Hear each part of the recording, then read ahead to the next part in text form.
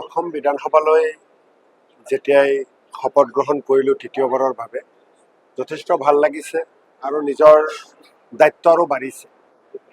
ভালকৈ কৰ্তব্য পালন কৰিব লাগিব অসমবাসীৰ কাৰণে। এই বিধানসভাত শপত লোৱাৰ লগে লগে বা বিধানসভা চৌহদত যেতিয়াই প্ৰৱেশ কৰিছোঁ তেতিয়া মনটোলৈ আহিছে মই সমষ্টিৰ কাৰণে, অসমৰ কাৰণে, অসমীয়া মানুহৰ কাৰণে কাম কৰিব লাগিব।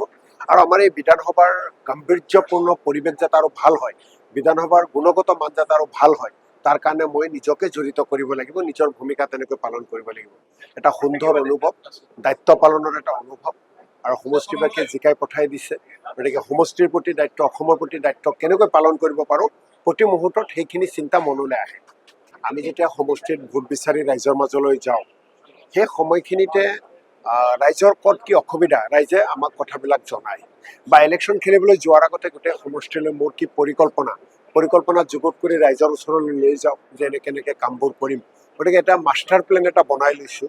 ৰাইজৰ দাবী, মই ভবা কথাবোৰ কৰি আহি থকা সময়খিনিত এক মূৰৰ পৰা প্ৰায়ৰিটি হিচাপে কোনটো কাম আগত কৰিব লাগিব, কোনটো কাম অলপ পিছত কৰিলেও হ'ব, তেনেকুৱা এটা মাষ্টাৰ প্লেন লিষ্ট বনাই এক পিনৰ পৰা সকলো ডিপাৰ্টমেণ্টৰ কাম কৰিব লাগিব আৰু সুখে দুখে যাতে সদায় ৰাইজৰ কাষত থাকিব পাৰোঁ, 24/7 যাতে ৰাইজৰ কাৰণে সদায় নিজে হাজিৰ হ'ব পাৰোঁ, তাৰ কাৰণে নিজকে সাজু কৰিছোঁ।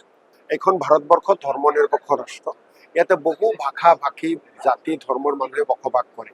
সকলোৱে নিজৰ নিজৰ সংস্কৃতিলৈ, নিজৰ নিজৰ ঐতিহ্যলৈ, নিজৰ নিজৰ পূৰ্বপুৰুষসকলে যি ধৰণে পৰম্পৰাৰে জীয়াই আছিল ভাষালৈ, গোটেইখিনি আমি জীয়াই ৰাখিব লাগে।